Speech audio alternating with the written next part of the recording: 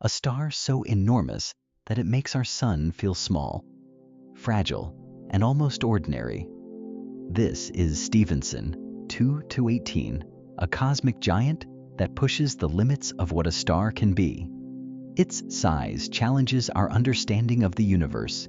Its power is almost impossible to measure, and its existence raises a bigger question: could even larger stars still be hidden beyond our view today? We uncover the truth behind this impossible star. Now, let's begin. Stephenson 2-18 has a radius 2,150 times larger than the Sun. If you placed it at the center of our solar system, its surface would engulf the entire orbit of Saturn. Everything you were ever taught about the scale of the Sun, the fact that 1,300,000 Earths could fit inside it, the fact that light takes 8 minutes to travel from its surface to your eyes, the fact that it holds 8 planets in gravitational obedience across billions of miles, none of that prepared you for this? Because Stephenson 2-18 makes the Sun look like a period at the end of a sentence, a grain of sand on a beach that stretches past the horizon. You thought the Sun was a giant? It is not even close. Here is the belief most people carry without questioning: the Sun is enormous. And by every human standard, that belief is completely reasonable. The Sun contains 99.8% of all the mass in the entire solar system. Its diameter is 109 times wider than Earth's. If you drove a car at 100 miles per hour, without stopping, directly toward the Sun, you would need approximately 107 years to arrive. That is not a small object. That is a genuinely staggering one. But the universe does not care about your standards. And somewhere in the direction of the constellation Scutum, hidden behind a wall of interstellar dust so dense it blocks virtually all visible light, there sits a star that treats the Sun the way the Sun treats a marble. The name is not dramatic, it is almost bureaucratic. Stephenson 2-18, a catalog number, a designation given to an object in a cluster number 2. Star number 18 discovered by an American astronomer named Charles Bruce Stephenson. And yet, that catalog number belongs to the largest known star in the observable universe. In 1990, Stephenson was working at Case Western Reserve University, conducting infrared sky surveys, a method of observation that does not rely on visible light, but instead detects heat signatures and longer wavelengths capable of penetrating what regular light cannot. The region of sky he was mapping, lying near the galactic plane in the direction of Scutum, was effectively invisible through any conventional optical telescope. Not because there was nothing there, but because what was there was buried behind one of the most impenetrable barriers in the galaxy. Astronomers call it the dust lane. A thick band of gas and interstellar dust concentrated along the plane of the Milky Way, dense enough to absorb and scatter visible light almost completely. Stars lying behind it are simply erased from optical view. For most of human history, whatever existed on the other side of that wall was unknown, not because it was too far away, but because it was hidden in plain sight. Stephenson's infrared survey punched through that wall, and behind it, he found a cluster of stars, a tight, rich congregation of massive objects that had been sitting there, invisible, for the entirety of human civilization. He cataloged it as Stephenson 2. The cluster was noted, recorded, and largely moved past. The instruments of 1990 were not refined enough to fully characterize what lay inside it. And so the cluster waited. Decades passed. Infrared technology improved. Detectors became more sensitive. Survey missions began mapping the galactic plane in finer and finer detail. The 2-micron all-sky survey, the Glimpse program using the Spitzer Space Telescope, the Vista variables in the Via Lactea survey. Slowly, the data accumulated. Slowly, the picture inside Stephenson 2 came into sharper focus. What researchers found was extraordinary. The cluster was not just a loose collection of stars. It was a congregation of supergiants, massive, luminous, evolved stars clustered together in unusual density. And among them, one object stood apart. Its infrared brightness was off the charts. Its spectral signature pointed to something enormous, something cold by stellar standards, something red, something that demanded a closer look. In 2020, a team of astronomers led by researchers from Sejong University in South Korea, working in collaboration with international colleagues, published a formal analysis in the Astronomical Journal. Using a combination of infrared photometry, spectroscopic data, and updated stellar atmosphere models, they calculated the physical parameters of the star designated Stephenson 218. The radius they derived approximately 2,150 times that of the Sun. The luminosity roughly 400,000 times greater than our star. The distance from Earth approximately 20,000 light-years, well within our own Milky Way galaxy. It was, by every measurement available, the largest known star in the observable universe. Now think about the timeline for a moment, because this is where it gets quietly absurd. The smartphone in your pocket, the technology that lets you video call someone on another continent, navigate an unfamiliar city, and access the accumulated knowledge of human civilization in seconds, was invented and became globally ubiquitous before astronomers officially confirmed the identity of the largest star ever found. The star had been sitting there for millions of years. The cluster had been catalogued since 1990. The confirmation did not come until 2020. The biggest star in the universe was formally identified after the iPhone. Not because it was impossibly distant, not because it was impossibly faint, but because a curtain of cosmic dust had been drawn across it for the entirety of the age of modern astronomy. And it took exactly the right technology, pointed in exactly the right direction, analyzed by exactly the right people, to finally pull that curtain back. And what was behind it rewrites your sense of scale entirely. A star so large that if you stood on a hypothetical planet orbiting it at the same distance Earth orbits the Sun, the star's surface would fill the entire sky in every direction. Not a disk, not a bright circle hanging in the heavens, just surface churning. Orange-red plasma from one edge of your vision to the other, wall to wall, horizon to horizon. There would be no rest of the sky. There would only be it. Charles Bruce Stephenson did not know what he had catalogued in 1990. The instruments of that era saw a cluster, noted it, and moved on. It would take 30 years, an entire generation of improved infrared observatories, and an international collaboration of scientists to finally put a name and a number to what was hiding behind the dust. Stephenson 218, the largest known star in the observable universe. A record holder so thoroughly concealed it remained anonymous while humanity built the internet, mapped the human genome, landed rovers on Mars, and learned to stream movies on a phone. The greatest thing in the galaxy was waiting patiently behind a wall of dust, entirely unbothered. How do you actually measure the size of something sitting 20,000 light-years away? Something you cannot touch, cannot visit, cannot even see with your own eyes, and arrive at a number you trust? The answer involves a chain of logic so elegant it borders on poetry. And it begins with the way a star bleeds light into the dark. Imagine you are trying to figure out how tall a stranger is, but you cannot walk up to them.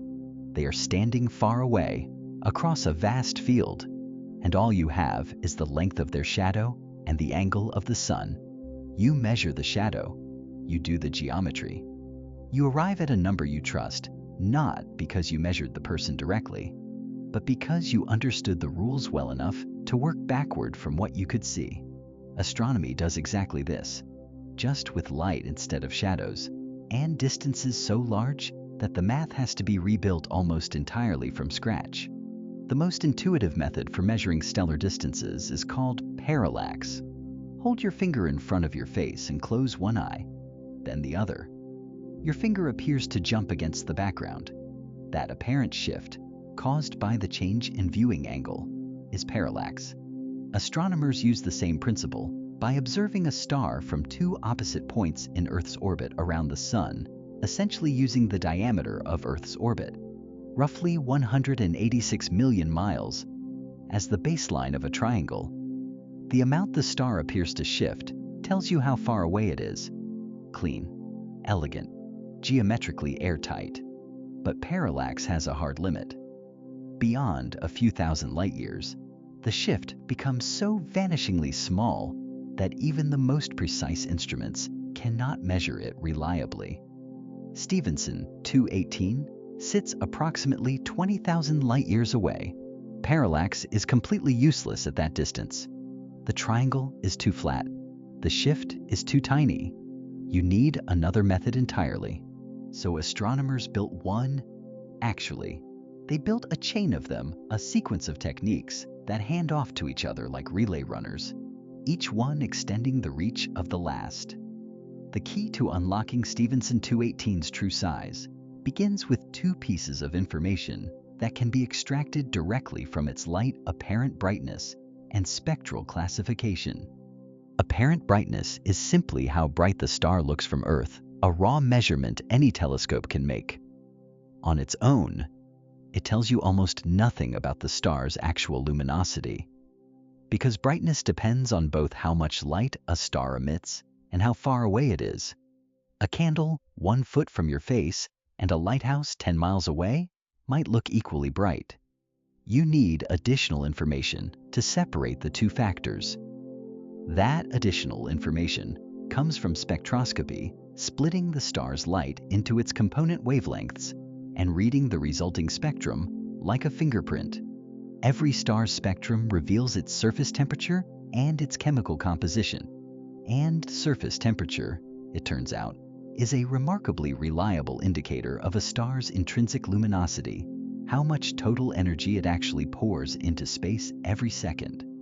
This relationship is encoded in what astronomers call the Hertzsprung-Russell diagram, a map that connects a star's temperature to its luminosity with enough precision to function as a cosmic ruler. Once you know a star's spectral type, and therefore its true luminosity, you can compare that to its apparent brightness and calculate exactly how far away it must be to look as faint as it does.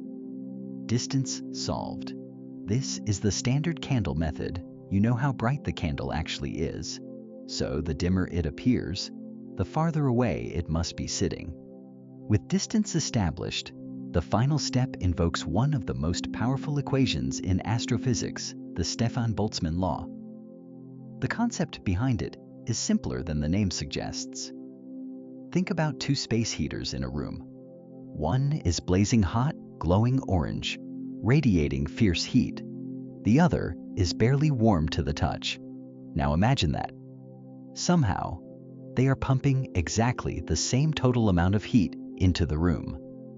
How is that possible? The answer is simple. The barely warm one must have an astronomically larger surface area. A cooler object can match the total energy output of a hotter one only by being vastly, disproportionately bigger. The Stefan-Boltzmann law is exactly this logic, expressed mathematically. If you know a star's total luminosity and you know its surface temperature, you can calculate its radius directly. No guessing, no approximation, just physics. Now apply that to Stephenson 218. Its surface temperature is approximately 3,200 Kelvin. To put that in perspective, the sun burns at roughly 5,778 Kelvin. Stephenson 218 is dramatically cooler, closer in temperature to a bed of glowing embers than to the white-hot fury of most stars you picture when you close your eyes and think of the word star. It glows a deep, smoldering red-orange, the color of iron heated just past the point of dull visibility. Here is a question worth sitting with for a moment. If a star is cooler than our sun, would you expect it to be larger or smaller? assuming both stars pump out the same total brightness? The answer is larger, much larger. Counterintuitively, enormously larger. A cooler surface radiates less energy per square meter than a hotter one. So if the total output is enormous, and Stephenson 218's luminosity is roughly 400,000 times that of the Sun, and each square meter of surface is contributing relatively little due to the low temperature, then the only way to balance the equation is to have an almost incomprehensible number of square meters, a surface area so vast it staggers calculation. And surface area scales with the square of the radius, which means the radius has to be enormous to a degree that, when the number finally comes out of the equation, you read it twice, just to make sure. 2,150 times the radius of the Sun. Not because it is impossibly hot and blazing with furious energy from a compact core, but because it is relatively cool. And the only way a relatively cool object can radiate 400,000 times the Sun's total energy is to spread itself across a volume of space that makes the Sun look like a rounding error. Stephenson 218 is essentially a giant wearing a thin sweater.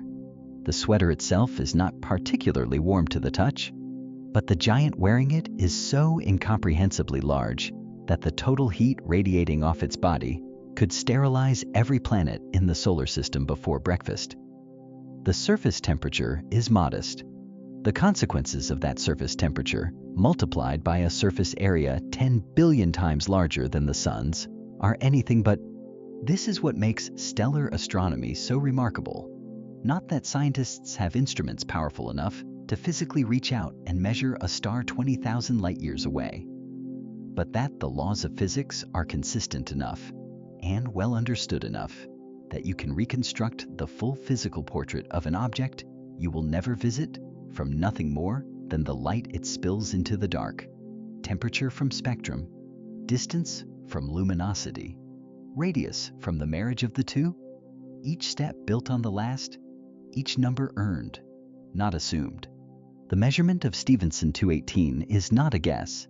It is a chain of logic forged from a century of astrophysics, applied to a few data points extracted from infrared light that traveled 20,000 light-years to reach a telescope in the first place. So now that you know the number is real, 2,150 solar radii, confirmed, calculated, published, the size of this star, when pictured through everything familiar to you, will make you question whether your imagination was ever built for this scale. Start small. Earth has a radius of roughly 4,000 miles. The Sun has a radius of about 432,000 miles, 109 times wider than Earth. You already knew the Sun was large. You have heard that fact before, nodded at it, and moved on without it truly registering. So, let it register now, just for a moment, before everything gets much worse. If you shrank the Sun down to the size of a standard front door about 7 feet tall, Earth, to scale, would be roughly the size of a nickel sitting on the floor beside it. One coin, one door. That is the Sun and Earth. Hold that image firmly in your mind. Now scale that door up to represent Stephenson 218 at the same proportion. To keep the ratio accurate, that door would have to grow to a height of approximately 2 miles. Not 2 feet, not 2 stories. 2 miles of solid door, stretching up past the clouds. That is the difference in radius between the Sun and Stephenson 218. That is what 2,150 times actually looks like when you force it into something your brain can place in a landscape. The radius of Stephenson 218 is approximately 1,500,000,000 kilometers, light. Traveling at 671 million miles per hour, the fastest anything in the universe can move, takes more than 83 minutes just to travel from the core of this star to its own surface. Not from the star to Earth, not from the star to the moon, just from the inside to the outside of the star itself. The Sun, by comparison, has a light travel time from center to surface of approximately 2.3 seconds. If you decided to drive a car at 62 miles per hour, 100 kilometers per hour, around the equator of Stephenson 218, the journey would take more than 1,200 years.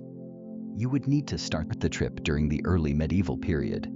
Keep driving without stopping through the Crusades, the Renaissance, the birth of every nation on Earth as it currently exists, both world wars, the moon landing, and the invention of the internet.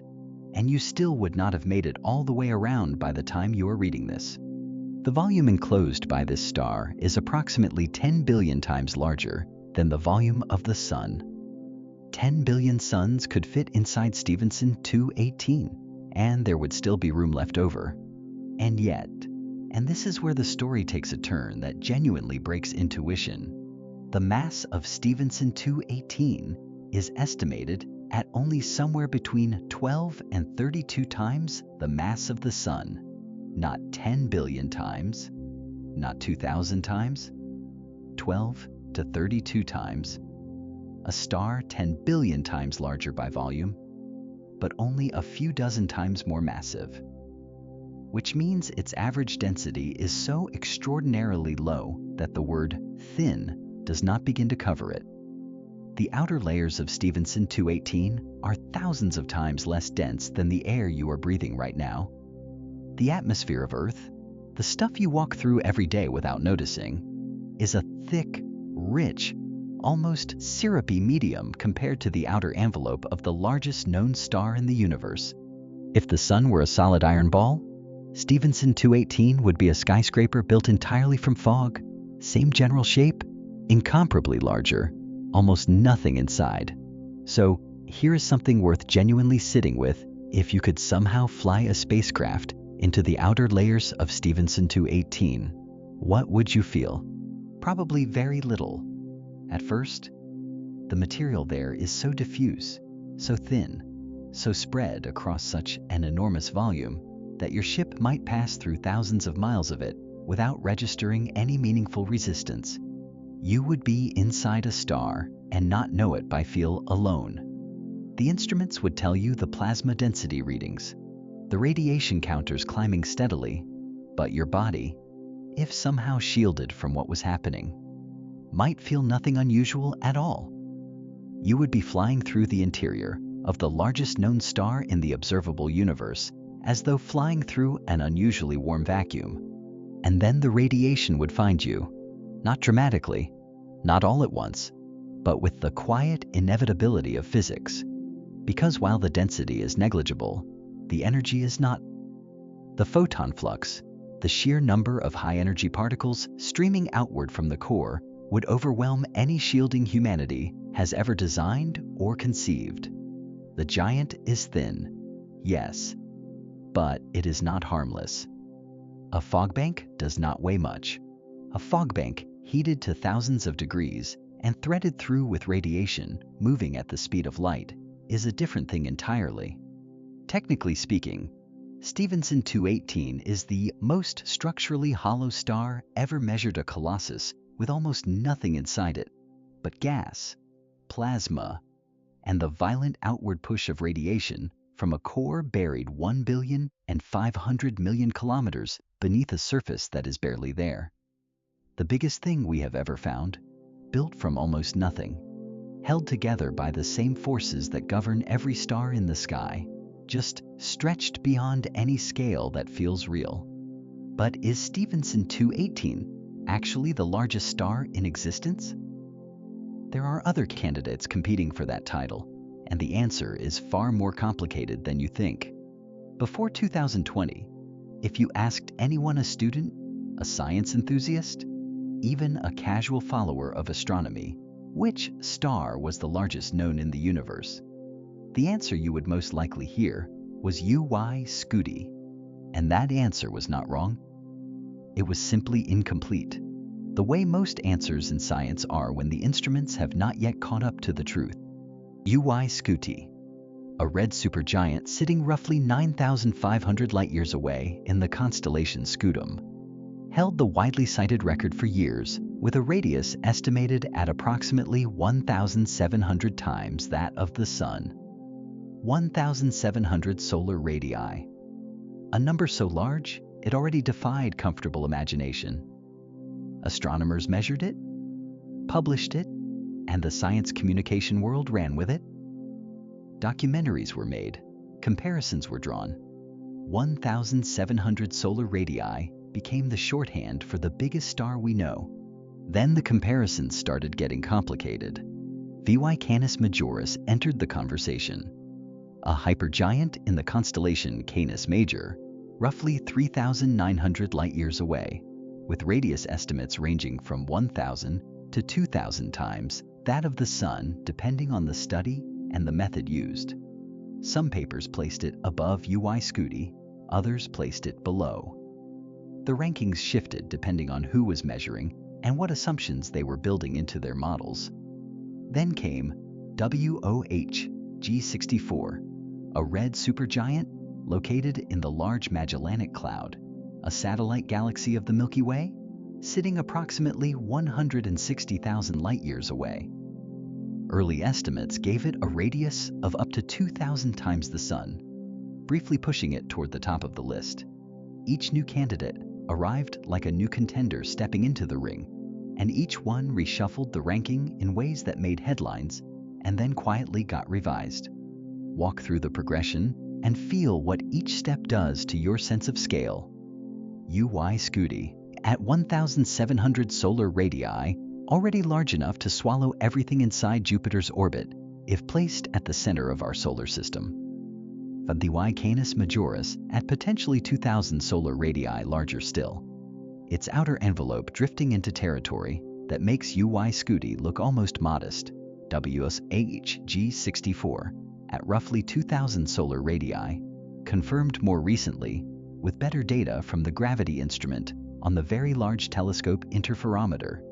And then Stephenson 218, stepping past all of them at 2,150 solar radii, confirmed in 2020 in the Astronomical Journal. Each step upward is not a small increment. Each step is a recalibration of what you thought the upper boundary of stellar size actually was.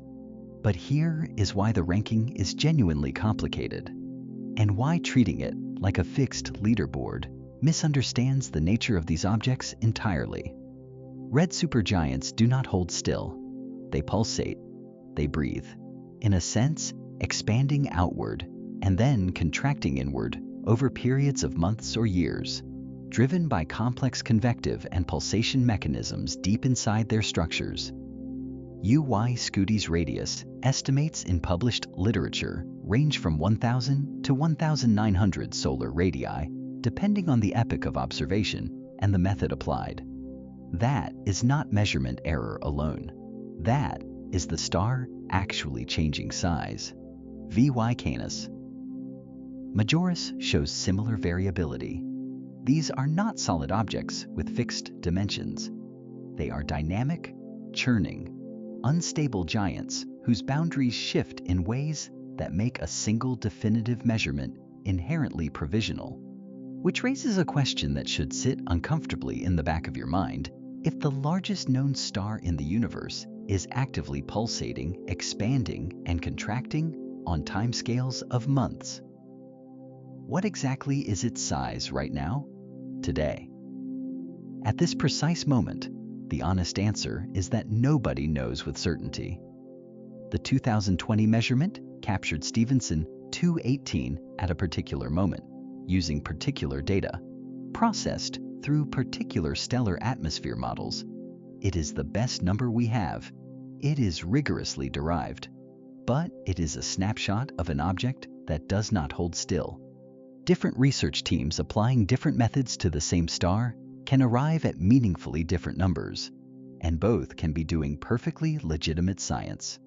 Stellar atmosphere modeling requires assumptions about how light moves through layers of gas at different temperatures and densities, and small differences in those assumptions can propagate into radius estimates that differ by hundreds of solar radii. This is not a flaw in astronomy. It is what real science looks like when the objects being studied are almost inconceivably complex and the measurements have to be made from 20,000 light-years away, using instruments that can never physically touch what they are observing. The 2020 Astronomical Journal study that confirmed Stephenson 218's record used updated infrared photometry combined with modern stellar atmosphere models calibrated against well-studied nearby red supergiants. The methodology was rigorous. The peer review was real. The result, 2,150 solar radii, luminosity roughly 400,000 times the Sun, placed it clearly and measurably ahead of every other known candidate at the time of publication. That is the scientific record as it stands. And yet, here is what keeps astronomers genuinely uncertain. The dust lane that hid Stephenson 218 from optical astronomy for decades is not unique. The galactic plane is threaded through with similar barriers. There may be entire clusters of red supergiants behind walls of interstellar dust that no survey has yet penetrated with sufficient resolution. The confirmed record is the record among stars we have found and measured. The universe is not obligated to have shown us everything. Science names a record holder, publishes the measurement, and then the star quietly pulsates to a slightly different size while the paper is still in peer review. It is a little like measuring someone's height. First thing in the morning, the most accurate reading you can get, taken with the best tools available, at a specific moment in time, for an object that was slightly different yesterday and will be slightly different again tomorrow. The number is real. The star is just not interested in staying still for the photograph. Why can it not simply keep growing? The universe has a secret law that sets a ceiling on stellar size, and it involves light itself fighting gravity. Inside every star in the universe, two forces are locked in continuous opposition. They have been fighting since the moment the star ignited, and the star's entire existence, its size, its brightness, its lifespan is simply the ongoing negotiation between them. One force is gravity, pulling every atom in the star inward toward the center with relentless, patient authority. The other is radiation pressure, the outward push generated by the photons streaming from the nuclear furnace at the core, each one carrying a tiny quantum of momentum that, in aggregate, adds up to something capable of holding back an entire star's worth of gravitational collapse. Every star you have ever seen in the night sky exists because these two forces found a balance. The moment that balance breaks, everything changes. In 1926, the British astrophysicist Arthur Stanley Eddington identified something profound about this relationship. There is a maximum luminosity, a specific threshold of energy output, beyond which the outward pressure of radiation becomes so powerful that it overwhelms gravity entirely. At that point, the star cannot hold its own outer layers in place.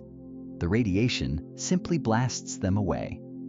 This threshold is now called the Eddington limit, and it functions as one of the most fundamental constraints in all of stellar physics. The concept is easier to feel than to calculate. Think of a balloon. If you do not blow enough air into it, it stays limp, and shapeless gravity and surface tension win, and nothing interesting happens. Blow too hard, and it explodes, the material flying outward faster than the structure can contain.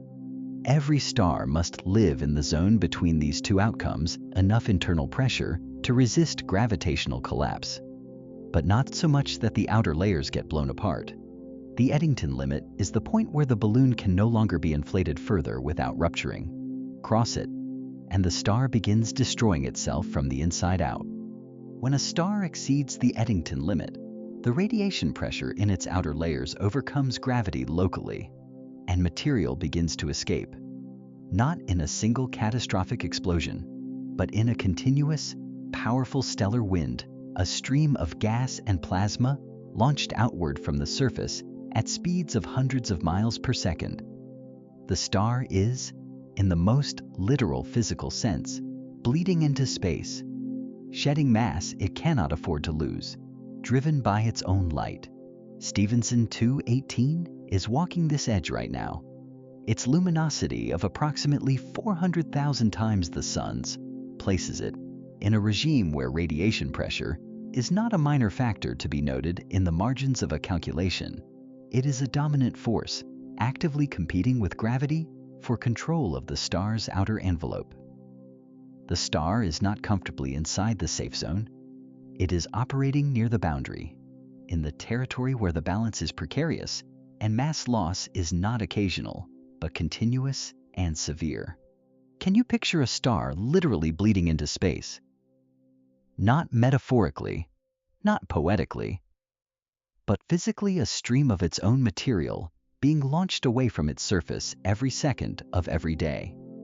A slow hemorrhage that has been going on for thousands of years and will continue until the star no longer has enough mass left to sustain the process. That is what is happening at Stephenson 218 right now. Every single year, it loses a quantity of mass equivalent to several million times the mass of Earth. Several million Earths worth of material, stripped from the star's outer layers by the pressure of its own radiation and flung into the surrounding space, where it forms a thick, expanding shell of gas and dust that makes the star even harder to observe and even more complex to model. The star is not simply sitting there, holding its record. It is actively diminishing slowly, continuously, at a rate that over millions of years will significantly alter its mass and therefore its structure. This is why the Eddington limit sets an absolute ceiling on stellar size. A star can only grow as massive and as luminous as gravity can manage before the radiation it produces starts tearing it apart. Beyond a certain point, adding more mass does not make the star bigger or brighter in a stable way. It makes the star more unstable, more prone to violent mass loss, more likely to blow away the very material you are trying to add. The universe has a weight limit, and it is enforced not by any external authority, but by the physics of light itself. Photons, individually carrying almost no momentum at all, collectively exert a pressure so enormous that they can hold back the gravitational force of a star dozens of times more massive than the Sun. The Eddington limit is essentially the universe's load-bearing regulation for stars. Engineers put weight limits on bridges not because they want to be restrictive, but because the physics of the materials involved make those limits real and non-negotiable. The universe imposes its own version of the same thing on every stellar object that has ever formed. It does not matter how much gas is available. It does not matter how favorable the conditions are. Past a certain luminosity, the star becomes its own worst enemy, and the radiation it generates to stay alive begins dismantling the structure that generates the radiation in the first place. Stephenson 218 exists right at that boundary, not safely inside it, not comfortably below it, but pressing against it, losing mass continuously, radiating with a ferocity that its own gravity can barely contain. It is the largest known star in the observable universe, and it is spending every moment of its existence in a physical argument it is slowly losing. You want to know what standing near this star actually feels like. What comes next will make you never look at the Sun the same way again. Picture yourself sitting in a spacecraft, not a fictional one with miraculous shielding and convenient plot armor, a real one. The most advanced humanity could conceivably build with near-future technology. You are approaching Stephenson 218. The engines are running. The distance is closing. And the question is simply, what happens next? At 1 astronomical unit from the star's surface, the same distance that separates Earth from the Sun, the distance that makes our planet warm enough for liquid water and complex life, the ambient temperature of your environment would be sufficient to vaporize metals within seconds. Not melt, not soften, vaporize. Iron, which melts at roughly 2,800 degrees Fahrenheit under normal conditions, would not pool on the floor of your spacecraft. It would cease to exist as a solid or a liquid and transition directly into gas. Tungsten, the metal with the highest known melting point of any element, would fare no better. The thermal environment at 1 astronomical unit from Stephenson 218 is not a place where engineering solutions exist. It is a place where engineering stops being a relevant concept entirely. But perhaps you anticipated that.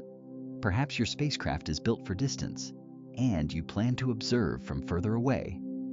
Hundreds of astronomical units, maybe far enough that the inverse square law drops the radiation intensity to something more survivable. Except survivable is a strong word.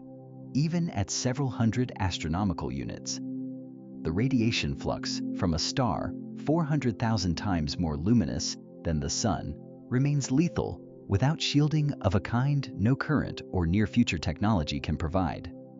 The ultraviolet output alone, before accounting for X-ray emission or the kinetic energy of the stellar wind, would strip the atmosphere from any unshielded object in its vicinity. Your spacecraft's hull, absent extraordinary protection, would be the next thing to go. The star does not need you to come close to kill you. Its influence reaches across distances that make the entire solar system look like a small room. And what would you actually see if somehow you survived long enough to look? Not what the paintings show. The popular image of red supergiants, a violently crimson sphere blazing against the black, is a simplification that trades accuracy for drama. The actual visual experience of Stephenson 218, observed from a survivable distance, would be something stranger and, in many ways, more unsettling. A diffuse, hazy sphere of orange-red light, its edges not sharp but gradual and indistinct, bleeding into the surrounding space through layers of ejected gas and dust that the star itself has been shedding for thousands of years. It would not look like a clean disk. It would look like the sky itself had caught fire, a vast, soft, smoldering presence that occupies your entire field of view and has no clear boundary where it ends and space begins. Enormous. Quiet looking at this distance, despite what is actually happening on its surface. The kind of thing you would stare at for a long time before your brain fully accepted what it was processing. Now set aside the environment and consider the clock. Stephenson 218's total lifespan is estimated at only a few million years. A few million years sounds long in human terms. In astronomical terms, it is almost nothing. Our Sun, a mid-sized, unremarkable star by galactic standards, will live for approximately 10 billion years total, with roughly 5 billion years still ahead of it. Stephenson 218 will be gone completely, violently, and finally gone in a time frame that is less than 1,000th of the Sun's full lifespan.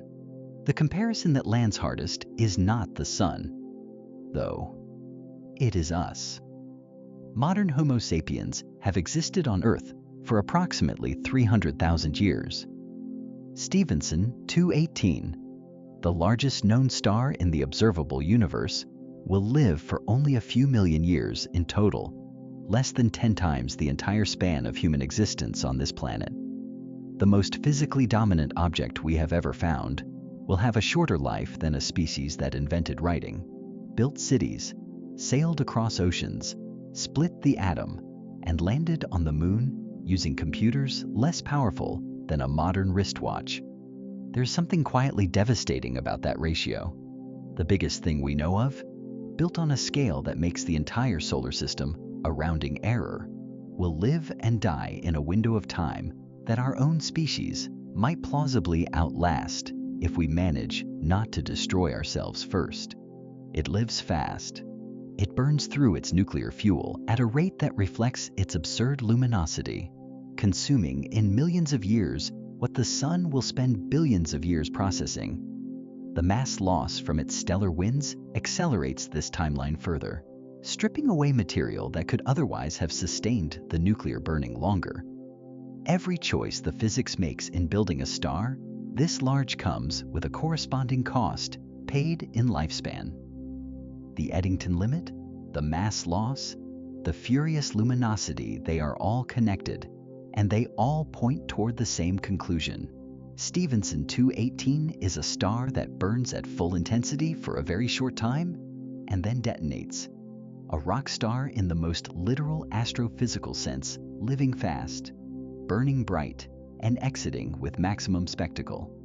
The dying young part just happens to mean a few million years rather than a few decades.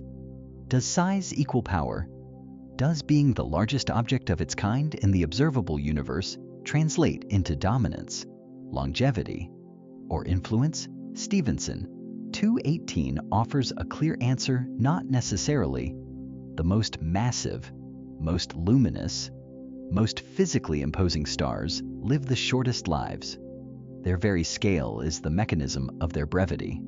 The Sun, quiet and ordinary and yellow and small by comparison, will outlive Stephenson 218 by a factor of thousands. Sometimes the most powerful thing in the room is also the most fragile. Sometimes the candle that burns brightest burns out first, but it does not burn alone. It lives inside a cluster unlike anything else in the galaxy, and the origin of that cluster is stranger than the star itself. The Stephenson 2 cluster sits within the Scutum Centaurus arm of the Milky Way, approximately 20,000 light-years from Earth, deep in the galactic interior, behind the dust lane that hid it from optical astronomy for most of human history. Its location alone makes it unusual. The Scutum Centaurus arm is one of the two major spiral arms of our galaxy, a dense region of gas, dust, star formation, and stellar evolution that contains some of the most massive objects in the Milky Way. Stephenson 2 does not sit on the outskirts of this environment. It sits in the thick of it. What astronomers found inside this cluster, once the infrared surveys finally cut through the obscuring dust, was not just remarkable. It was almost statistically improbable. Within a relatively compact region of space, Stephenson 2 contains at least 26 confirmed red supergiants, 26, in a single cluster. To understand why that number is extraordinary, consider that red supergiants are among the rarest types of stars in the galaxy. Massive stars in the final evolved stage before death, existing only briefly on cosmic timescales before they explode. Finding one in a given region of sky is notable. Finding a cluster that contains at least 26 of them concentrated together is the kind of discovery that makes astronomers stop and ask what they are actually looking at. The density of red supergiants in Stephenson 2 is anomalously high by any standard comparison with other known young massive clusters. This concentration is not an accident of observation or a statistical fluctuation. It is a signature. It points directly to a specific kind of event in the cluster's past, a burst of star formation that was simultaneous, intense, and massive, in which a large number of very high-mass stars formed together from the same collapsing cloud of gas and dust within a geologically brief window of time. When conditions in a molecular cloud collapse, coherently triggered perhaps by a nearby supernova shockwave, or by a density wave passing through the spiral arm, the result can be a coordinated eruption of starbirth that produces many massive stars at roughly the same moment. Stephenson 2 shows every sign of being the product of exactly such an event, occurring somewhere between 17 million and 20 million years ago. 17 to 20 million years, in human terms, an almost incomprehensible stretch of time. In astronomical terms, extraordinarily recent. For context, the dinosaurs went extinct approximately 66 million years ago, 3 times older than this cluster. The earliest primates appeared around 55 million years ago. Stephenson 2 is a young cluster by any reasonable galactic measure, a relatively fresh structure that formed after much of what we consider ancient history on Earth had already happened. And yet, despite its youth, it is already dying.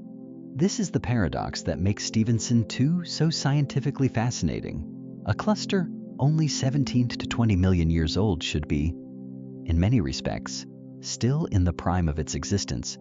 Most of its stars should have long lives ahead of them, but the stars that formed with the most mass, the ones whose gravity pulled in the most material during that initial burst of formation, age dramatically faster than their lower mass siblings.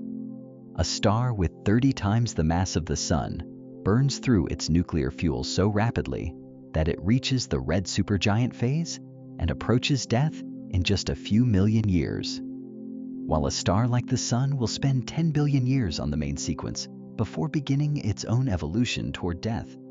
The cluster is young. Its heavyweights are already old. That is not a contradiction. It is simply the physics of stellar aging applied to a population of stars with wildly different masses. The 26 red supergiants currently confirmed in Stephenson 2 are, every single one of them, in the final stages of their lives. They formed together.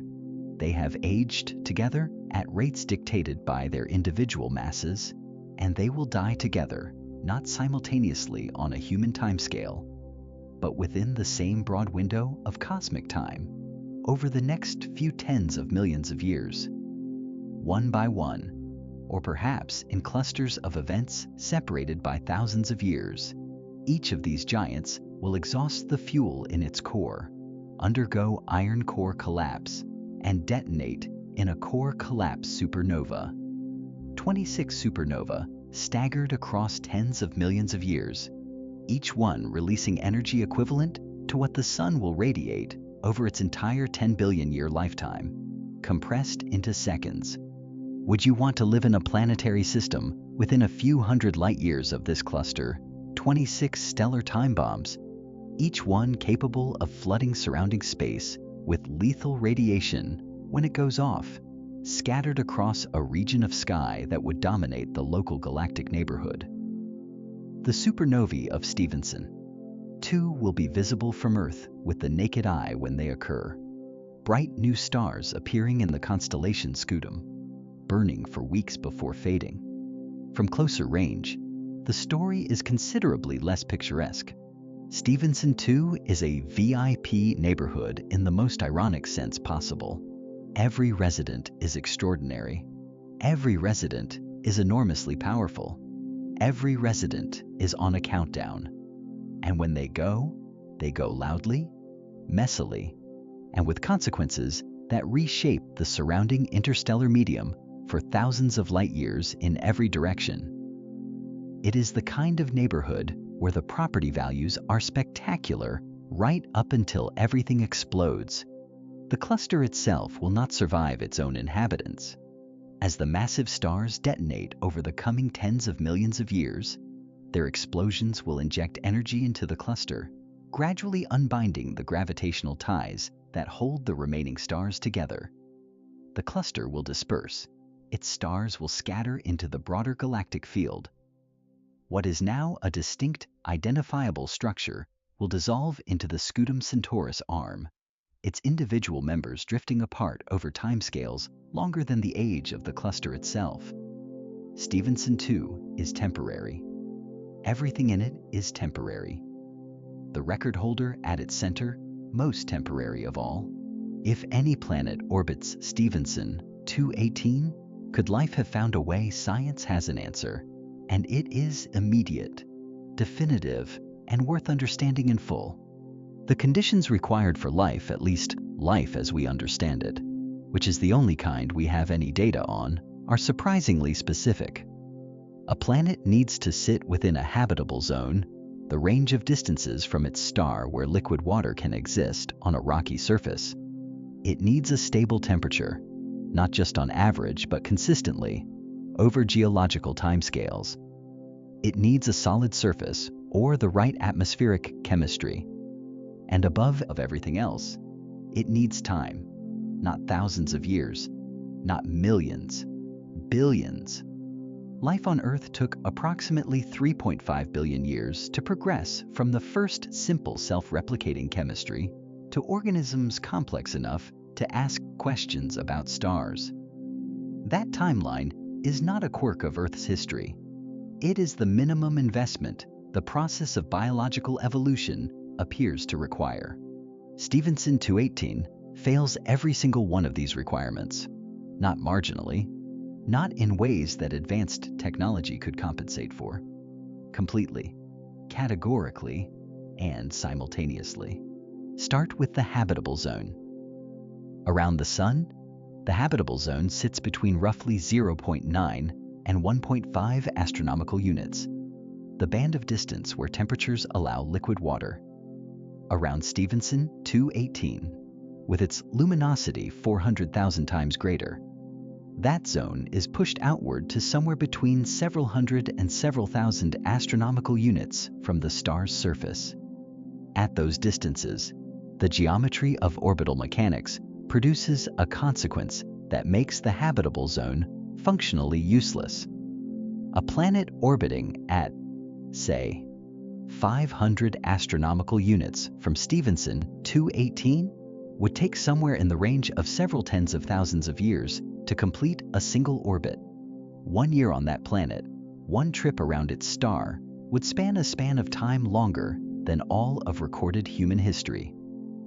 The concept of seasons, of annual cycles, of the rhythmic environmental variation that drove so much of Earth's biological innovation, simply dissolves at those orbital timescales. The planet is technically in the right temperature zone. Everything else about its situation is catastrophically wrong. The first problem is radiation, even at several hundred astronomical units, far enough that the thermal environment is theoretically survivable. The flux of ultraviolet radiation and X-rays from a star 400,000 times more luminous than the Sun remains at levels that would systematically destroy complex organic molecules and strip planetary atmospheres. Ultraviolet radiation at high intensities breaks the chemical bonds that hold DNA together. No DNA means no replication. No replication means no evolution. No evolution means no life. And before DNA even becomes relevant, the same radiation strips hydrogen and oxygen from a planet's upper atmosphere through a process called photodissociation, gradually eroding the very molecules that liquid water is made from. Mars lost most of its atmosphere to the solar wind over billions of years. Despite the Sun being a comparatively gentle star, around Stephenson 218, the same process would operate at a scale and intensity that makes Mars look like a minor inconvenience. The second problem is instability. Stephenson 218 pulsates. Its radius and luminosity fluctuate on irregular timescales, driven by the massive convective cells churning through its outer layers and the complex interplay between radiation pressure and gravity at its surface. These are not small variations. The luminosity of a red supergiant can change by significant percentages over periods of months to years, and the radius can shift by amounts equivalent to hundreds of times the Sun's own radius. For any hypothetical planet in the habitable zone, this means the energy input from the star is not constant. It swings, unpredictably, across a range wide enough to drive planetary temperatures from scorching to frozen and back again on timescales far too rapid for any biological adaptation to track.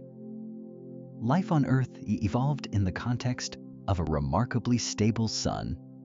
That stability was not a luxury, it was a prerequisite. The third problem is the stellar wind. Stephenson 218 is continuously ejecting mass at a rate of several million Earth masses per year, hurled outward in a powerful wind of ionized gas and particles moving at hundreds of miles per second. This wind does not weaken gracefully with distance. At several hundred astronomical units, it remains energetic enough to steadily erode any planetary atmosphere that lacks an extraordinarily powerful magnetic field, and even strong magnetic fields only slow the process, not stop it. Earth's magnetic field protects us from the comparatively mild solar wind our Sun produces. No plausible planetary magnetic field could hold back the volume and velocity of material being shed by Stephenson 218. Any atmosphere a planet in this system managed to accumulate would be gradually sandblasted away, molecule by molecule, over timescales short enough to matter for the question of life's emergence. The fourth problem is the one that forecloses everything else before it even begins. Time. The entire expected lifespan of Stephenson 218 is only a few million years. Life on Earth required roughly 500 million years just to move from the first simple single-celled organisms to organisms with nuclei. It took another billion years after that to produce the first multicellular life. The entire timeline from first chemistry to the first animal was measured in billions, not millions. If you compressed the full history of life on Earth into a single year, the moment at which anything recognizable as a complex organism appeared would not occur until late October. Stephenson 218's entire lifespan in that same compressed timeline would be over before the end of January. If you had only 3 million years to evolve from the very first self-replicating molecule with all four of the above problems operating against you simultaneously, where do you think the process would get? The honest answer is nowhere stable, nowhere persistent, nowhere that survives long enough to look up at its own star and wonder about it. On a hypothetical planet orbiting Stephenson 218 at the theoretical habitable distance, a single season, 1/4 of the orbital period, would last somewhere around 10,000 years. Spring alone would span longer than the entire recorded history of human civilization, from the first writing systems to the present day. Winter, at those orbital distances from even a dimmer phase of the star, would plunge temperatures low enough to freeze carbon dioxide out of the atmosphere entirely, turning the sky itself into dry ice that settles on the ground. There would be no calendar meaningful enough to track it. There would be no organism around to try. If life cannot survive, there could a sufficiently advanced civilization harvest the extraordinary energy this star produces? The answer is a lesson in the limits of engineering itself. In 1960, the physicist Freeman Dyson published a paper that has haunted the imagination of scientists and science fiction writers ever since. His idea was elegant in the way that truly ambitious ideas often are simple to state, staggering in implication. If a sufficiently advanced civilization needed more energy than its home planet could provide, it might eventually build a structure around its star. Not a solar panel, not a power plant, a shell, a complete or partial enclosure surrounding the star, capturing its entire energy output and converting it into usable power. The concept became known as a Dyson sphere, and it remains one of the most discussed theoretical megastructures in the literature on advanced civilizations. Now apply that concept to Stephenson 218, a star 400,000 times more luminous than the Sun, an energy source of almost incomprehensible scale, pouring out radiation every second at a rate that would power entire galactic civilizations. If you could capture even a fraction of that output, the energy available would exceed anything the human mind is built to intuitively process. The appeal is obvious. The reality is a systematic destruction of every engineering assumption you started with. Problem 1 is the structure itself. A Dyson sphere built around Stephenson 218 would need to have a radius approximately equal to the star's own radius, roughly 1,500,000,000 kilometers, since you would need to enclose the star rather than sit inside it. That is larger than the orbit of Saturn in our own solar system. The surface area of a sphere at that radius is so vast that the total mass of every planet, moon, asteroid, and comet in the entire solar system, every solid and liquid body orbiting the Sun, added together, would not come close to providing enough raw material to construct it, even if you could somehow convert all of it into perfect structural material with zero waste. You would need to dismantle multiple solar systems worth of matter just to gather enough building material. Before you have solved a single engineering challenge, The procurement problem alone is civilization ending in scale. Problem 2 is the stellar wind. Stephenson 218 is continuously ejecting material at a rate of several million Earth masses per year, moving outward at hundreds of miles per second. Any structure placed in proximity to this star would be subjected to a continuous bombardment of ionized gas and particles that no known or theoretically conceivable material could withstand indefinitely. The stellar wind would erode the structure from the outside in, gradually degrading whatever you built, requiring constant repair at a rate that would itself demand an industrial output larger than anything humanity has ever conceived. You are not building a power plant. You are building a power plant that the fuel source is simultaneously trying to destroy. Problem 3 is the radiation environment during construction. Before the sphere is complete, during the process of actually assembling it, every component, every worker, every robotic system involved in construction would be exposed to radiation levels that destroy electronic systems, vaporize conventional materials, and make the environment inside the construction zone one of the most hostile places in the galaxy. You cannot build incrementally and hide behind the partial structure while finishing. The geometry of a sphere means that until it is complete, the interior is not protected, and the exterior, facing the star, is exposed to conditions that make the surface of the sun look like a mild afternoon. Problem 4 is the most quietly devastating of all. Even if you solved every other problem, the materials, the stellar wind, the radiation, you would be investing the resources and effort of a civilization spanning millions of years into a structure built around a star with a total remaining lifespan of only a few million years. At some point during or shortly after construction, Stephenson 218 will undergo iron core collapse and detonate in a core collapse supernova, releasing in seconds the energy equivalent of what the sun produces over its entire 10 billion year lifetime.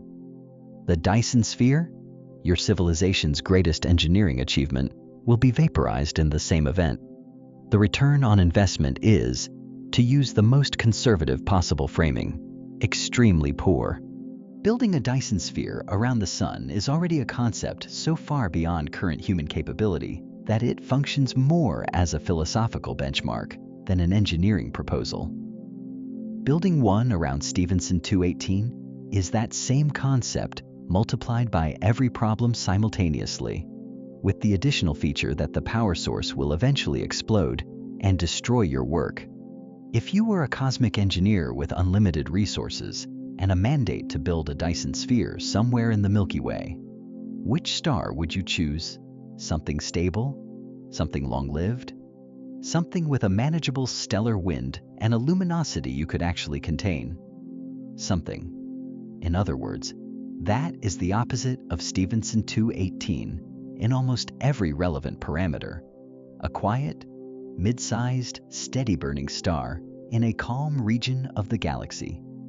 Something, perhaps, like the sun. Theoretically speaking, building a Dyson sphere around Stephenson 218 is possible in approximately the same sense that jumping across the Grand Canyon on a bicycle is possible. The word is not technically wrong. It is just that the gap between the word and the reality is wide enough to fit several stellar systems in. But while no civilization could harvest this star's energy, the star itself has been doing something far more consequential, quietly building the raw material of everything you are made of, one nuclear reaction at a time. Every atom of iron in your blood was once forged inside the core of a dead star. Not metaphorically, not as a poetic flourish.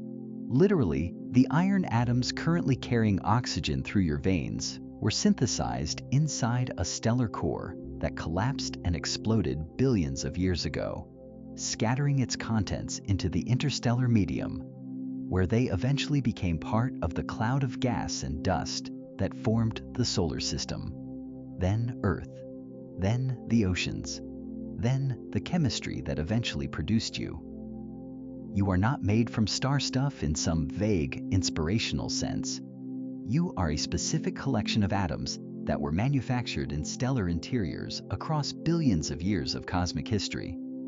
And you are walking around on a rock in space, entirely unaware of the industrial process that built you. Stephenson 218 is running that process right now, at a scale that dwarfs almost everything else in the galaxy. At the core of this star, temperatures reach into the hundreds of millions of degrees, conditions so extreme that atomic nuclei, stripped of their electrons and moving at significant fractions of the speed of light, collide with enough energy to fuse together and form heavier elements. This is nucleosynthesis, the process by which stars convert simple elements into complex ones, and it is the only mechanism in the universe capable of producing most of the elements that make up everything you can see, touch, or measure. The core of Stephenson 218 is currently working through the later stages of this process, having long since exhausted the hydrogen and helium burning phases that define most of a massive star's life. The interior structure of a star like this, at this stage of its evolution, resembles an onion, not in shape and layering. At the very center sits an iron core, the end product of silicon burning, the final stage of nuclear fusion that a star can sustain. Iron is the termination point of stellar nucleosynthesis because fusing iron does not release energy, it consumes it. Once an iron core begins to accumulate, the star is running out of runway. Surrounding that iron core is a shell where silicon is still fusing into iron and nickel.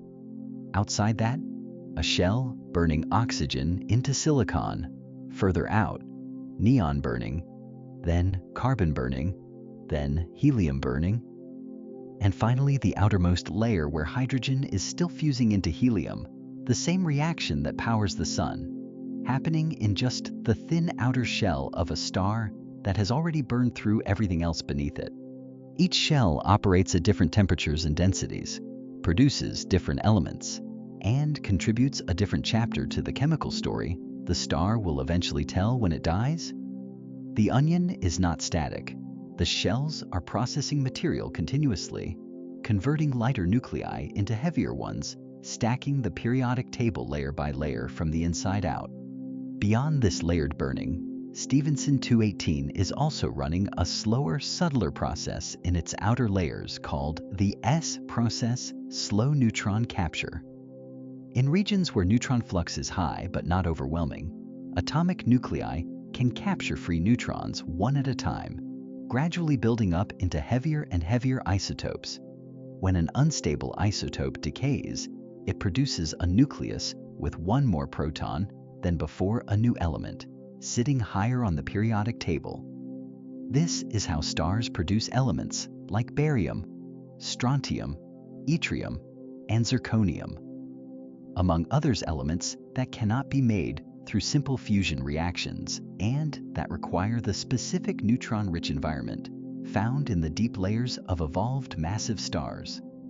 Without the S process running in stars like Stephenson 218, these elements would not exist in the universe in any meaningful abundance. The periodic table has gaps that only stellar interiors can fill, and giant stars are among the primary factories filling them. Now consider what is happening at the surface while all of this is proceeding in the core.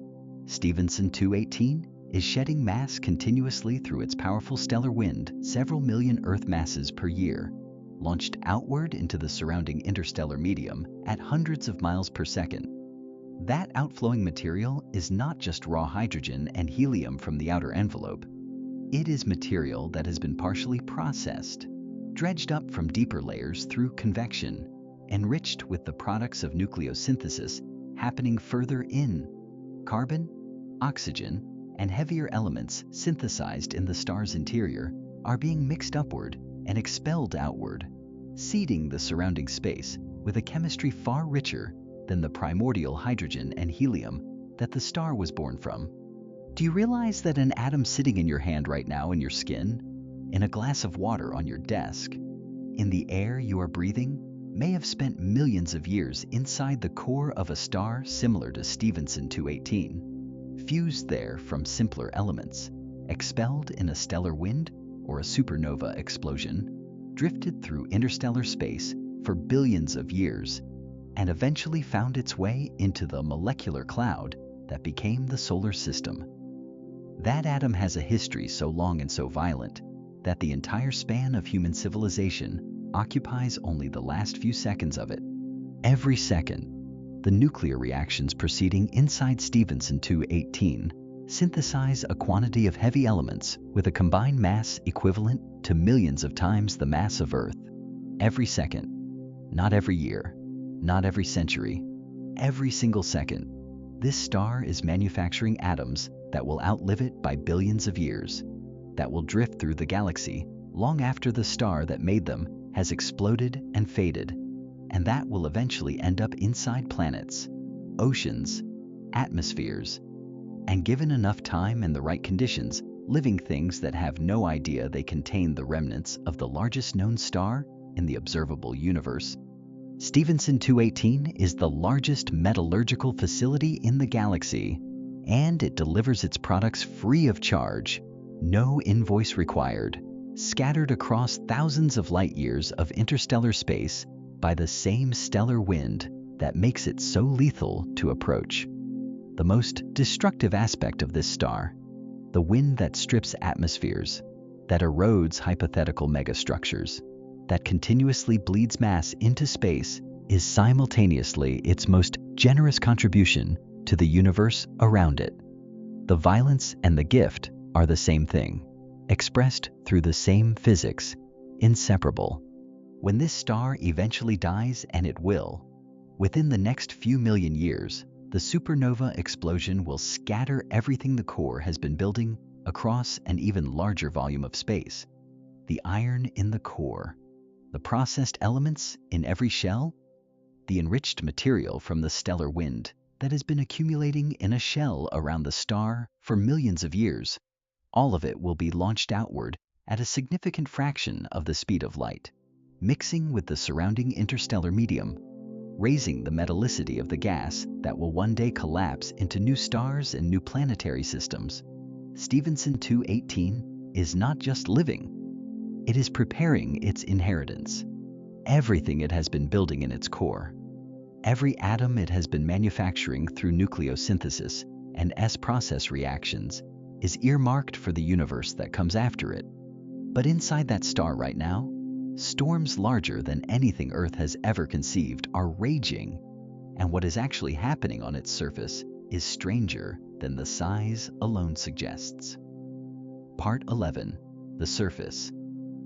A world that cannot hold still. The sun's surface is not calm. It roils with granules, convective cells where hot plasma rises from below, spreads outward, cools, and sinks back down in a continuous churning cycle. Each granule on the sun is roughly 1,000 kilometers across, about the size of Texas, and they cover the entire solar surface in a constantly shifting mosaic of rising and falling material. From a distance, the sun looks like a smooth, glowing sphere. Up close, it is a boiling ocean of plasma, restless and violent in ways that would dwarf any storm Earth has ever produced. Now scale that up to Stephenson 218. The convective cells on the surface of this star are not 1,000 kilometers wide. Current theoretical models of red supergiant convection, applied to a star of this mass and luminosity, suggest that individual convective cells could span distances comparable to or exceeding the entire Earth-Sun distance, roughly 93 million miles across. A single bubble of rising plasma on the surface of Stephenson 218 could be wider than the orbit of Earth around the Sun, not wider than Earth, wider than the orbital path Earth traces through space over an entire year. One convective cell, one bubble in the boil. The sun has millions of granules active simultaneously, covering its surface in a fine-grained mosaic. Stephenson 218. By contrast, likely has only a small number of these enormous convective structures active at any given time, perhaps just a handful of colossal upwelling zones, each one a continent of plasma the size of a planetary system, rising and falling on timescales of months to years. The surface is not a smooth, uniform sphere. It is dominated by a few massive asymmetric structures that push outward in some regions while cooler material sinks in others, giving the star a lumpy, irregular appearance that contributes directly to its observed variability. This is one of the primary drivers of the star's size fluctuations. Stephenson 218 does not maintain a fixed radius. It expands and contracts on irregular timescales, driven by the complex interplay between these giant convective structures, the radiation pressure pushing outward from the core, and the gravitational pull trying to hold everything together. The amplitude of these pulsations is not small. The radius can change by amounts equivalent to several hundred times the sun's own radius, meaning the star can gain or lose a volume of space larger than hundreds of suns in a single pulsation cycle.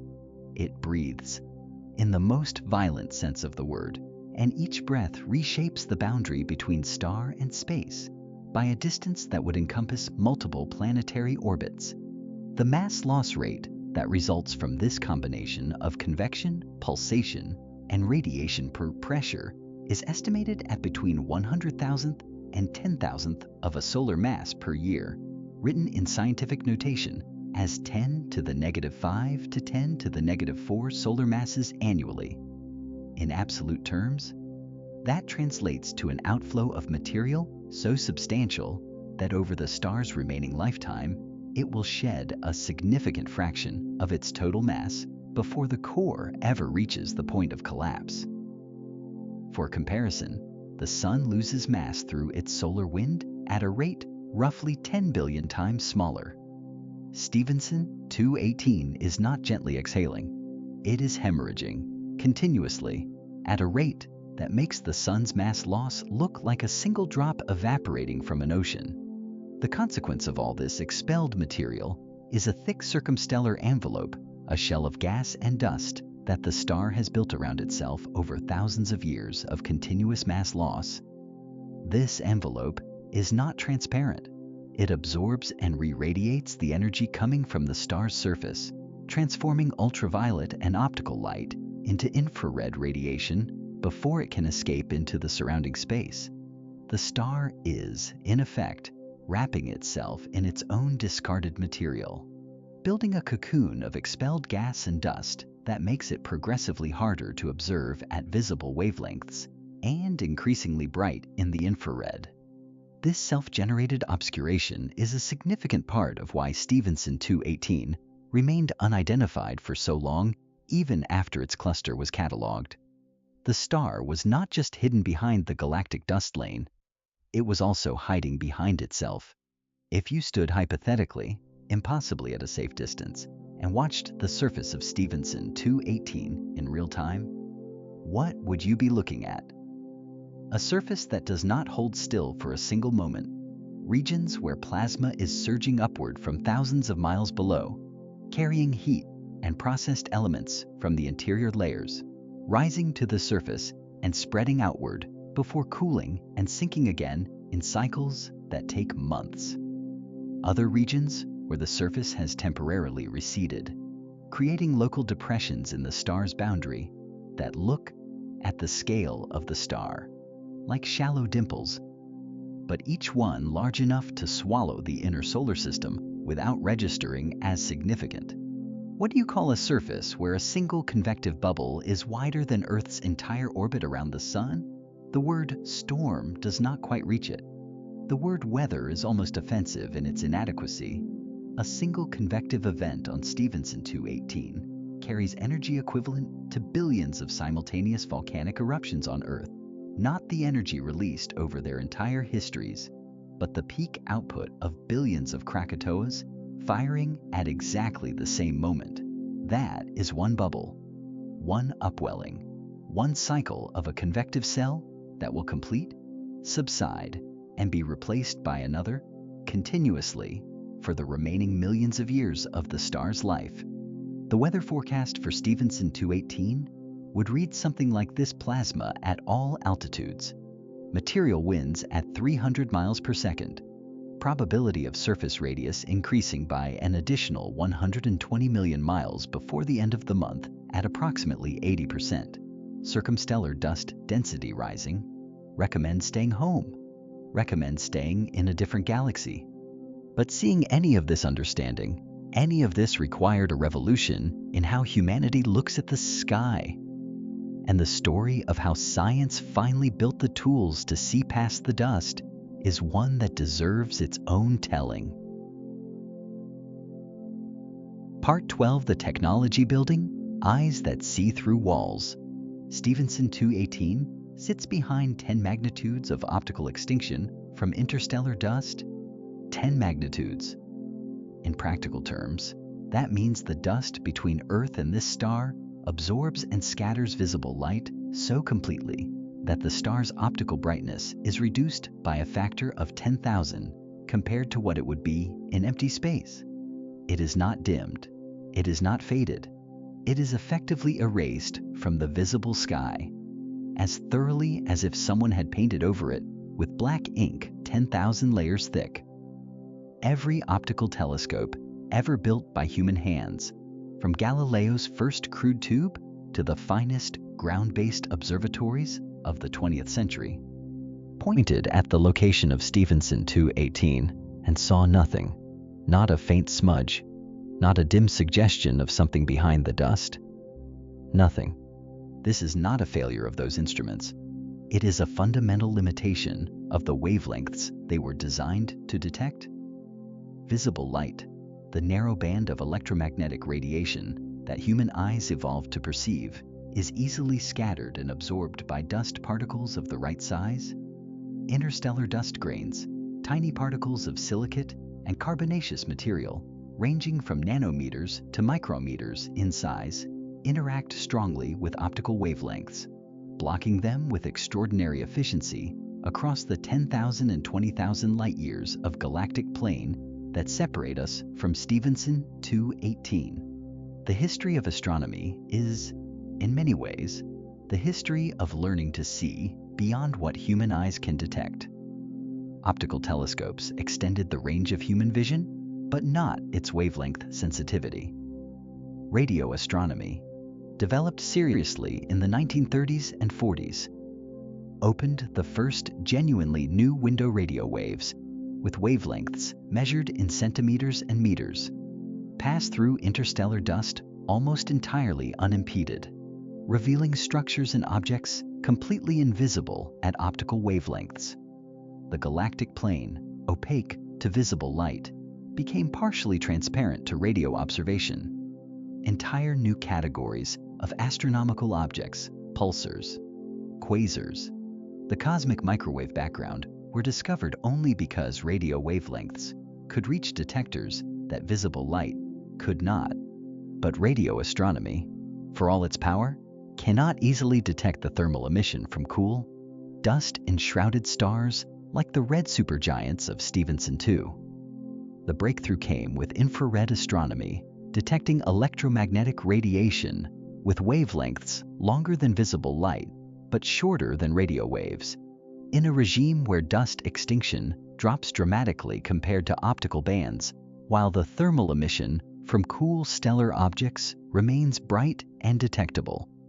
Infrared wavelengths pass through the galactic dust lane, not perfectly, but well enough like radio waves passing through a concrete wall, carrying information that visible light simply cannot deliver through the same barrier. The 2-micron all-sky survey, known as 2MASS, completed between 1997 and 2001, was among the first systematic efforts to map the entire sky at near-infrared wavelengths with sufficient sensitivity and resolution to detect stars behind the galactic dust lane. It produced a catalog of hundreds of millions of sources, many of them invisible at optical wavelengths, and laid the foundation for follow-up studies of the densest and most obscured regions of the Milky Way. The GLIMPSE survey, the Galactic Legacy Infrared Midplane Survey Extraordinaire, used the Spitzer Space Telescope to image the galactic plane at mid-infrared wavelengths with even greater dust-penetrating power, mapping the distribution of stars, gas, and dust across the inner galaxy in detail that had been completely inaccessible before Spitzer launched in 2003. The VISTA variables in the Via Lactea survey, operating from the European Southern Observatory's VISTA telescope in Chile, added time-domain infrared monitoring tracking.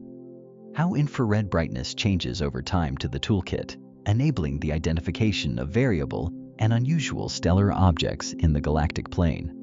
Each of these surveys added a layer to the picture.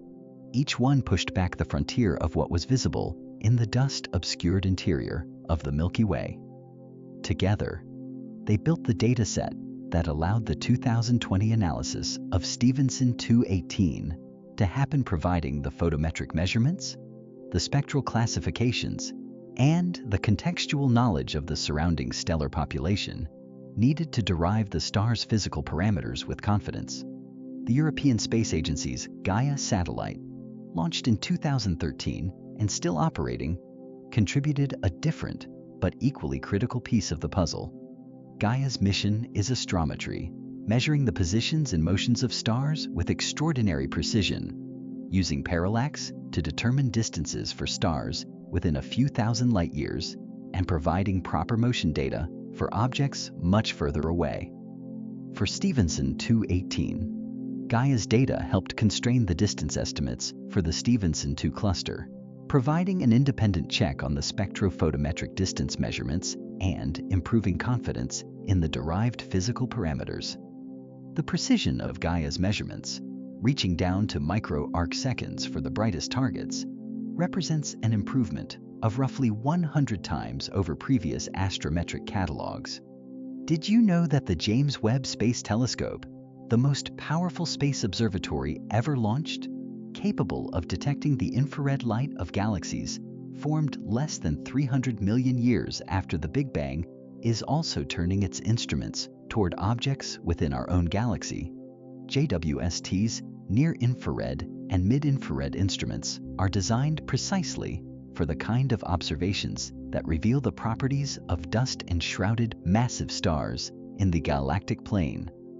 Future observations of Stephenson 218 and similar objects with JWST have the potential to dramatically refine our understanding of their atmospheric structures, mass loss rates, and circumstellar environments, providing data of a quality and resolution that no previous observatory could deliver. Seeing Stephenson 218 with unaided human eyes would require removing approximately 20,000 light-years worth of interstellar dust from your line of sight, an engineering project that makes the Dyson sphere look straightforward by comparison. The alternative is considerably more practical. Build telescopes sensitive to wavelengths the dust cannot stop. Launch them above Earth's atmosphere, where infrared absorption from water vapor cannot interfere, and point them at the right patch of sky with enough sensitivity to pull a signal out of the noise. That is what a century of technological development in astronomy ultimately delivered.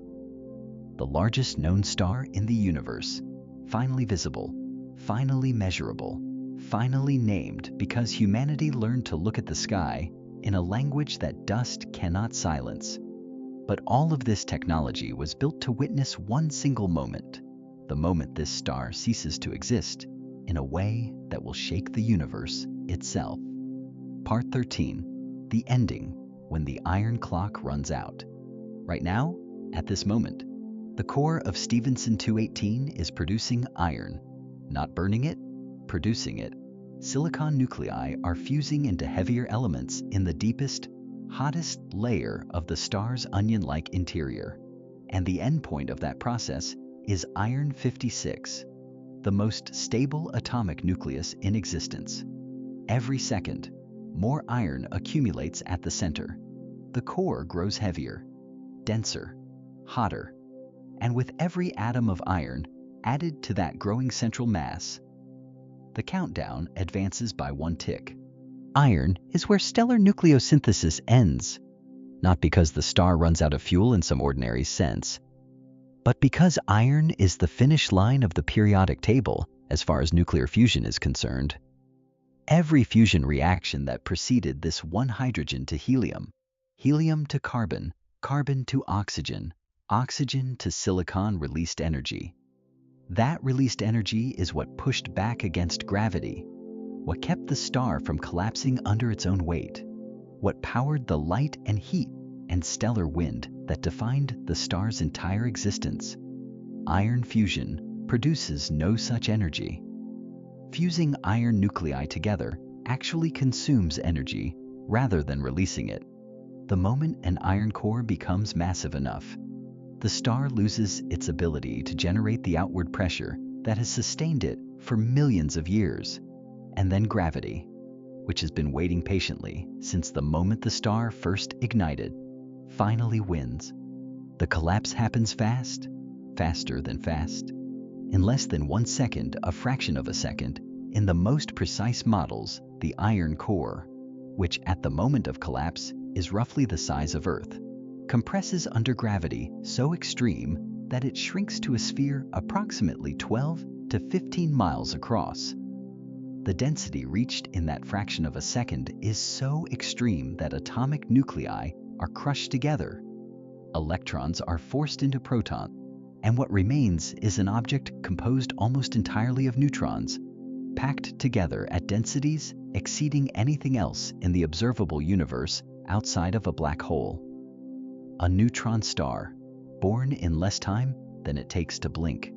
The infalling outer layers of the star, plunging inward toward the collapsing core, slam into this suddenly rigid neutron star surface and rebound. The rebound launches a shockwave outward through the star at a significant fraction of the speed of light, a pulse of energy so violent it tears through every layer of the star above it, ripping the entire outer structure apart and hurling it into space. This is a core collapse supernova, classified as Type 2, and it is among the most energetic events the universe is capable of producing through any mechanism that does not involve the collision of compact objects.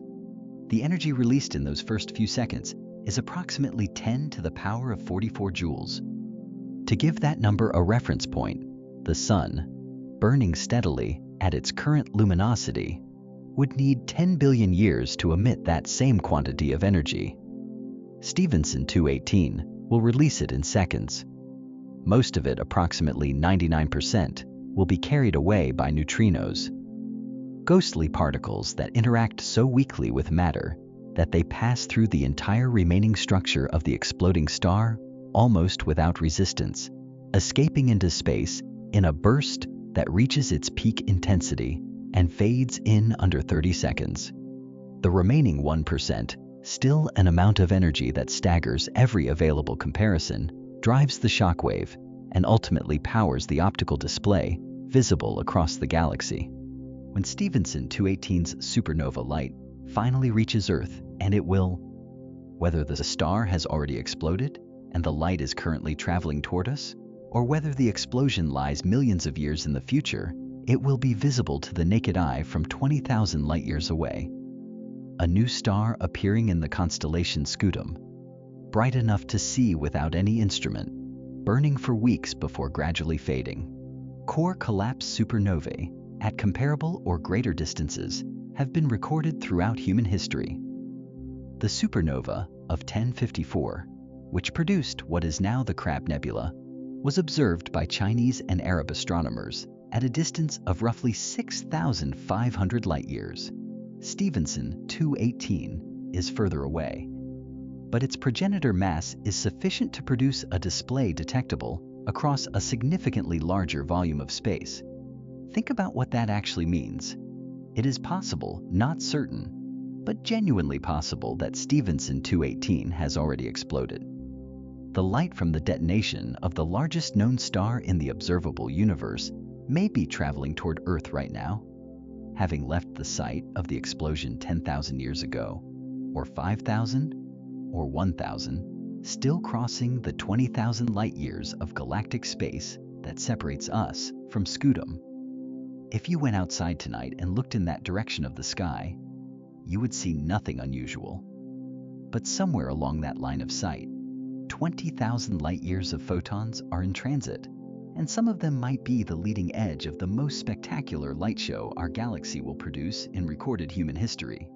Would you want to be alive to see it? The remnant left behind depends on what the collapsing core's final mass turns out to be. If the core mass after collapse settles below approximately 3 times the mass of the Sun, the result is a neutron star, an object 12 to 15 miles across, containing more mass than the Sun, spinning at rates that can reach 700 rotations per second in the moments after formation, gradually slowing as it radiates energy away as electromagnetic pulses detectable across thousands of light-years. If the core mass exceeds that threshold, gravity wins completely. The neutron star itself collapses further, and no known force in physics can stop it. A black hole forms a region of space-time where gravity has become so extreme that not even light can escape, sealed behind an event horizon, radiating nothing, detectable only by its gravitational influence on surrounding matter. Given Stephenson 218's estimated mass of between 12 and 32 times that of the Sun, and accounting for the substantial mass already lost through its stellar wind, the most likely outcome is a black hole. The largest known star in the observable universe will end its existence as the most gravitationally extreme object type the universe produces. From 2,150 solar radii of diffuse, fog-like plasma down to a singularity of 0 volume and infinite density, in less time than you spent reading this sentence, the death of Stephenson 218 will be the largest fireworks display this galaxy has produced in a very long time. Every seat in the Milky Way has a view. Admission is free. The show, whenever it comes, will be worth the wait. And from those ashes from the shockwave tearing through the interstellar medium, from the remnant left spinning in the wreckage, a question emerges that is larger than everything this star has done, everything it has built, and everything it will destroy. Part 14. The meaning star stuff, cosmic scale, and what comes next. Carl Sagan said we are made of star stuff. That sentence has been quoted so many times, printed on so many posters, repeated in so many documentaries, that it has started to feel like poetry rather than science. It is not poetry. It is chemistry. Precise, verifiable, peer-reviewed chemistry, confirmed by spectroscopic analysis, stellar nucleosynthesis models, and the isotopic composition of meteorites that formed from the same cloud of gas and dust that produced the Sun and everything in this solar system. Every element in the human body heavier than hydrogen was synthesized inside a stellar core. The oxygen you are breathing right now was fused from carbon and helium in the core of a massive star that exploded before the Sun existed. The calcium in your bones was produced in the silicon-burning shell of a dying supergiant.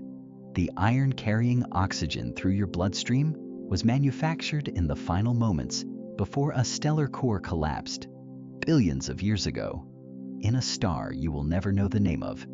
You did not come from the Earth in any ultimate sense.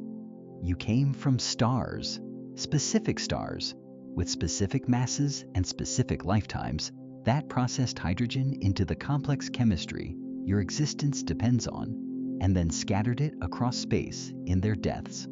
Stephenson 218 is doing this right now. The S-process reactions in its outer layers are producing barium and strontium and zirconium. The silicon-burning shell at its core is producing iron and nickel. The stellar wind, continuously expelling material into the surrounding interstellar medium, is seeding the gas clouds of the Scutum Centaurus arm with an enriched chemistry that was not there before this star existed. Some of that material will drift for millions of years through the interstellar medium. Some of it will eventually be incorporated into a collapsing molecular cloud. A new star will form. Around that star, a disk of gas and dust will condense into planets. On one of those planets, under conditions that may or may not prove favorable. Chemistry may or may not organize itself into something that replicates, adapts, and eventually looks up at its sky and wonders where it came from. That future organism, whatever it is, wherever it forms, on a planet that does not yet exist around a star that has not yet ignited, may contain atoms that were manufactured inside Stephenson 218. It has no name. Its planet has no name. The star it orbits has not yet condensed from the gas cloud that Stephenson 218 is currently enriching. But the raw material of its existence is being produced right now in the core of the largest known star in the observable universe, 20,000 light-years from the planet, where a species called humans first learned to ask questions about the sky. Now pull back further. Earth is one planet among what astronomers estimate to be hundreds of billions of planets in the Milky Way. Alone, a number so large, it resists meaningful comprehension. The Milky Way itself is one galaxy among roughly 2 trillion galaxies in the observable universe. 2 trillion. Each galaxy containing hundreds of billions of stars, most of them with planetary systems. Most of those planetary systems containing multiple worlds. The observable universe is the portion of the total universe we can detect the sphere of space from which light has had time to reach us since the Big Bang. What lies beyond that horizon in the unobservable universe is unknown and likely unknowable by any means currently conceivable. In that context, Stephenson 218, the largest known star, the record holder, the object around which this entire story has been built, is a single data point. One star, in one cluster, in one arm of one galaxy, among 2 trillion. Its record is the record of what we have found so far, in the portion of the universe we can currently see, with the instruments we have currently built. Those instruments are about to get significantly better. The Nancy Grace Roman Space Telescope, expected to launch in 2027, will conduct wide-field infrared surveys of unprecedented depth and resolution, mapping the galactic plane and surveying stellar populations across the Milky Way with a sensitivity that will reveal objects currently below the detection threshold of every existing observatory. The extremely large telescope, currently under construction in Chile, with a primary mirror 39 meters across, larger than any optical telescope ever built, will provide angular resolution and light-gathering power that will transform the study of individual massive stars, enabling spectroscopic analysis of red supergiants at distances and in environments currently inaccessible. Future observatories beyond JWST, in design or early planning stages at space agencies around the world, will extend infrared and submillimeter observation into regimes we have not yet explored systematically. With those tools will come new discoveries. Almost certainly, the galactic dust lane that hid Stephenson 218 for decades of modern astronomy still contains regions that have not been surveyed with sufficient infrared sensitivity to reveal everything behind them. There may be other clusters like Stephenson, 2 dense concentrations of massive red supergiants, hidden behind walls of dust, unidentified in any current catalog. There may be individual stars larger than Stephenson 218, sitting in obscured regions of the galaxy, waiting for the right survey to cut through the dust and find them. The probability is not negligible. It may in fact be high. If you were a grain of star stuff, an atom of carbon drifting through the interstellar medium after being expelled from a dying star, where would you want to end up in the next cycle of cosmic recycling in a planet's rocky crust, locked in silicate minerals for billions of years?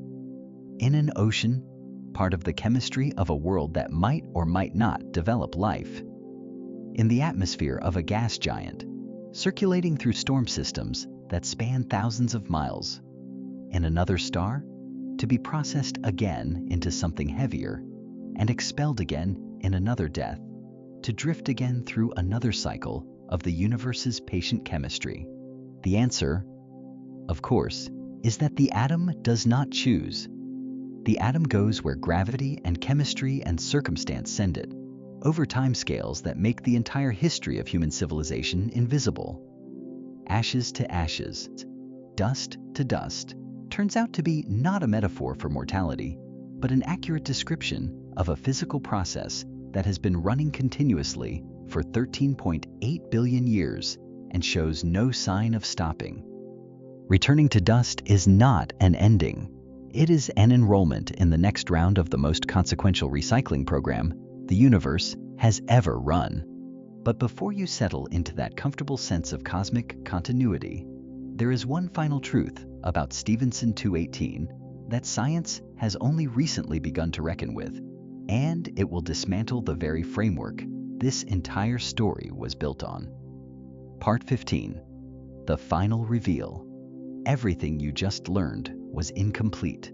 Every number you have been given about Stephenson 218, the 2,150 solar radii, the 400,000 solar luminosities, the estimated mass of 12 to 32 times the Sun, carries an uncertainty of 20 to 30%. Not because the astronomers who derived them were careless, not because the instruments were inadequate, but because measuring a star 20,000 light-years away, through layers of circumstellar dust, the star itself produced, using indirect methods that depend on stellar atmosphere models built from assumptions about how light behaves in plasma conditions we cannot replicate in any laboratory on Earth, is an exercise in disciplined estimation rather than direct measurement.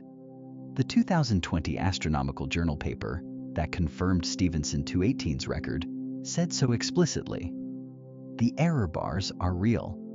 The uncertainty is baked into the methodology, which means the largest known star in the observable universe might be somewhat smaller than we think, or somewhat larger. The radius could be closer to 1,800 solar radii under certain modeling assumptions, or push past 2,300 under others. The luminosity estimate shifts depending on how the dust extinction is modeled. The mass range spans a factor of nearly 3 from its lower to upper bound. Science named a record holder with the best data available, and the record holder is genuinely enormous by any measure, but the precise number on the trophy is provisional. The star is not waiting for us to get the measurement right before it keeps doing what it does. And there is a second problem, quieter but equally fundamental. The title of largest known star assumes that the star has a fixed, definable size. It does not. Stephenson 218 pulsates. It breathes. Its radius at this moment is not the same as its radius 6 months ago or 6 months from now. The 2,150 solar radii is a measurement taken at a specific epoch, using data collected during a specific observational window, representing the star as it existed at that particular moment in its pulsation cycle. It is a photograph of something that never stops moving. The record, in the strictest physical sense, is not a property of the star. It is a property of a single frame in an ongoing film. The star itself does not hold still long enough to be definitively measured, and the universe does not pause its operations to wait for cleaner data. So the record is real but imprecise. The measurement is valid but temporary. The title is accurate but provisional. That is what the science actually says if you read it carefully, rather than taking the headline number at face value. But none of that is the reveal that should stop you cold. In the early universe, in the first few 100 million years after the Big Bang, before the interstellar medium had been enriched with heavy elements by any previous generation of stars, the conditions for star formation were fundamentally different from anything that exists today.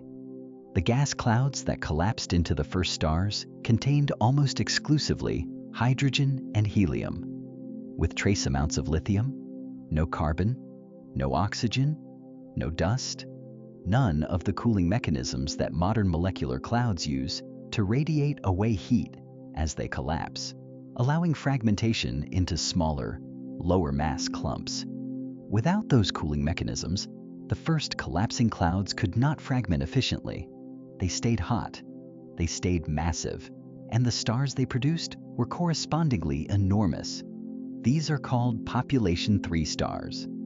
The first generation of stars ever to exist in the universe, theorized by modern stellar physics, but never directly observed. Because every one of them died before any instrument humanity has built could have detected them? Population 3 stars. According to current theoretical models based on primordial gas dynamics and early universe simulations, may have had masses ranging from 1,000 to 100,000 times the mass of the Sun. Not radius mass, stars with 100,000 solar masses would have had luminosities so extreme they would have made Stephenson 218 look dim by comparison. Lifetimes measured in only a few million years at most. And deaths so violent, they would have released more energy than any supernova in the modern universe. Let that sit for a moment. Stephenson 218, the star that this entire story has been built around. The object whose scale dismantled every intuitive sense of proportion you arrived with is the largest known star in the universe as it exists today. But the universe as it exists today is not the universe as it has always been. 13.8 billion years ago, stars may have existed that made Stephenson 218 look the way Stephenson 218 makes the Sun look. Stars so massive, they fell into a category of death that does not even exist for modern stars, pair instability, supernova, and direct collapse events that left behind black holes with masses hundreds or thousands of times larger than those produced by any stellar death we have ever observed. Those population 3 stars are gone, completely, totally, irretrievably gone. They left no direct observational trace because they died before any subsequent star had time to form and witness their deaths.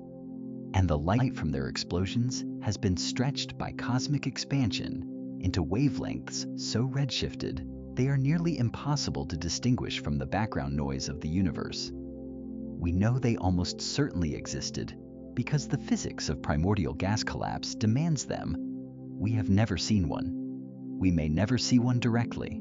Everything we know about them comes from simulations, from indirect chemical signatures in the oldest surviving low-mass stars that formed from gas enriched by population 3 supernovae, and from theoretical models we cannot yet fully validate. Stephenson 218 is not the largest star that has ever existed in this universe. It is the largest star that has survived long enough to be alive when humans developed the technology to find it.